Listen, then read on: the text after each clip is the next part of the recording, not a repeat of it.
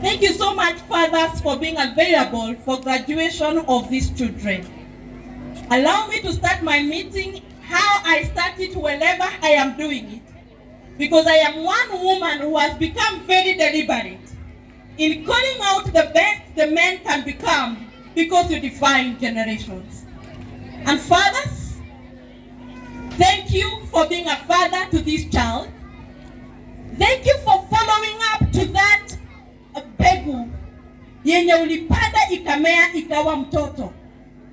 Thank you so much, fathers, for being available, because men have become passive parents when it comes to parenting our children.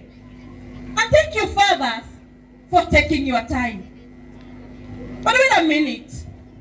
Fathers, before you go home, remember, you define your generations. In whatever you do it seeing the future, that the foundations of what you do to get today become the foundations of the narratives of your children. That fathers, as you go out to provide, as it is your core duty to be a provider of your family, please become a protector to your generation. Protect our children from pedophiles. Protect our children from your fellow men who are impregnating our girls at a very early age. Protect your wives from the harshness of your family members and the environment around them. Men, as a protector of your families, please protect our children from anything that has become a threat to the progress of these young children. We are having children raped under the eyes of fathers in families, without you knowing it, and yet you're a father in that family every other day. We have children who have been abused by different people near them, in a family where there is a live father. Fathers, please protect our children from the threats that surround these children. And fathers, as you go out to look for whatever you look as a provider for that family, msitafute vitu ambazo zitaleta misingi ya uchungu katika familia zenyu. Because you do it for a school fees, but it is recorded as a foundation for what they derive from.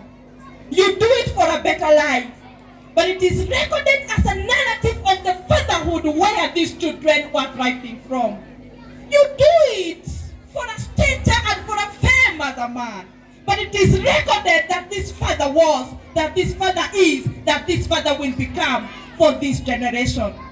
And fathers, when God created man, He created a person in His own image, because you should have a relationship right between you and God, as a person who relates with a person who is in His likeness, for these generations to have godliness in them.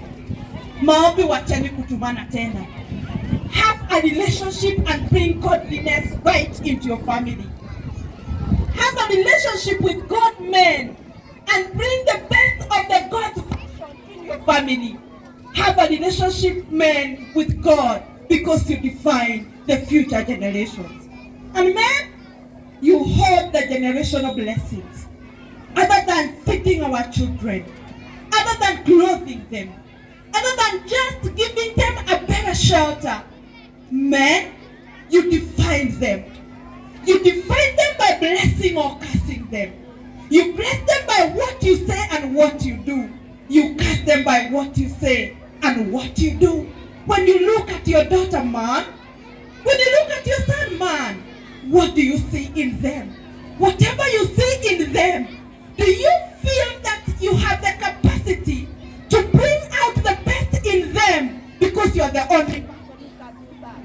And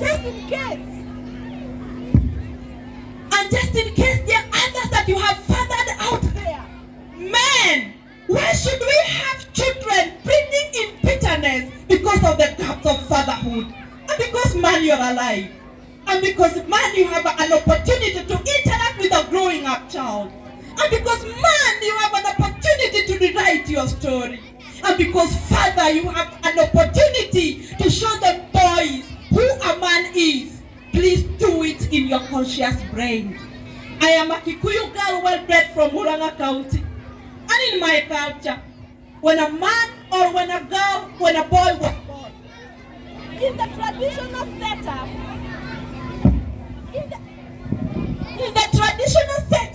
where the traditional birth attendants were delivering our women, we welcomed our children with 5 annulations for boys and 4 annulations for girls. Sindio wa mama. And those annulations meant different things. 4 things for the children who is a girl, and 5 things for the children who are boys. And man, the reason I have requested you to stand, I may not take time to tell you exactly what the 5 meant, but as you go home, the one in the system, nyinyi mulisemewa, sisi hatukusemewa, itakuongemia shaba, the annulation of the braveness. Men, we are having generations without direction because men have not been brave to direct their wives and their children. Men, we have had generations full of frustrations because men have not been brave to say no to things that are fueling generational bitterness in their families.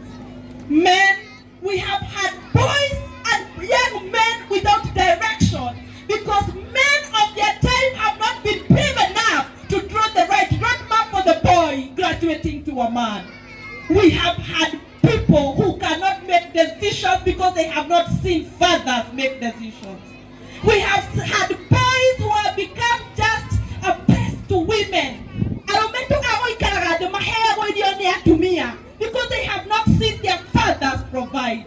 Fathers, when you pay the school fees, let your child know that you have done it, because by doing so, you defend that responsibility to that boy, and they will not sit down to wait for a support system from a woman of their time.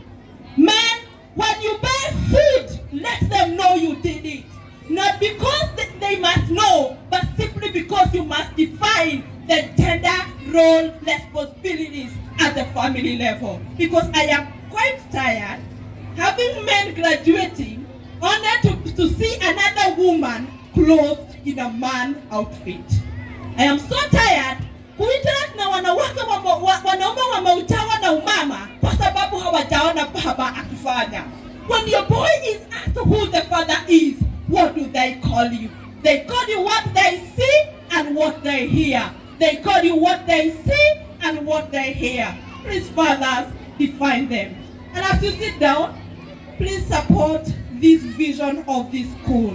One thing I love about men, whatever they support in one cause. And whatever they say no into one cause. Na mkiumagara ile siku yote mtapokwenda huko nje kutafuta chakula, kutafuta riziki ya familia yenu. For the reasons of the threats surrounding you, may God show you his face. And on behalf of your women, on behalf of the mothers, and on behalf of your wives, who sometimes are not very kind to you, who sometimes do not appreciate the threat you have to fight out here as men to come back home to us, however you come back home to us, I sincerely do apologize. Tuoherei na muturerere jiarwa ila kinyanira na kirathimo gia baba wao. And because you came, we shall do the 5 annulations for you. It was said when you were young, but you could not understand. But now, we want to say them to you that we may prophetically tell you we need to see a brave man for this generation. We need to see a brave man who can define the boy's part. We need to see a brave man who can define the men in the generation of these girls, because the first man a daughter interacts with, and the first man a son interacts with, is simply their father. So atumia nitokugage midano tushangilie hawa baba, because they came, because they have been with us, and because they have taken it upon themselves not to passively parent and not to go to kuangalia burati magutamaguta leo ni Saturday. Today is December, when there are so many things that are happening, but men, you chose to be here. Atumia jamia bere wamama mutasisema tafadhali. Ya pili, ya tatu,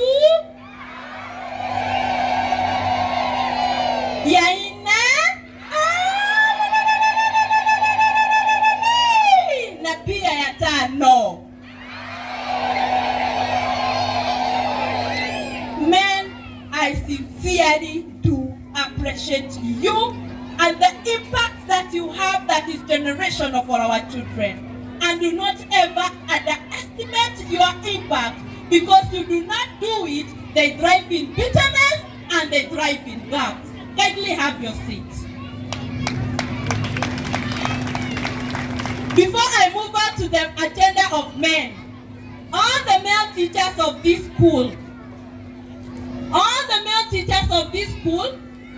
I want to take this time to sincerely appreciate your effort and your work in teaching our children. And the reason I am saying this, it is not that the female teachers have zero impact, but it is simply because we are having diminishing numbers of the male teachers in our schools. You go to our government institutions, teachers that are male are not there. You go to our institutions, walimu wote wamekuwa walimu wanadada.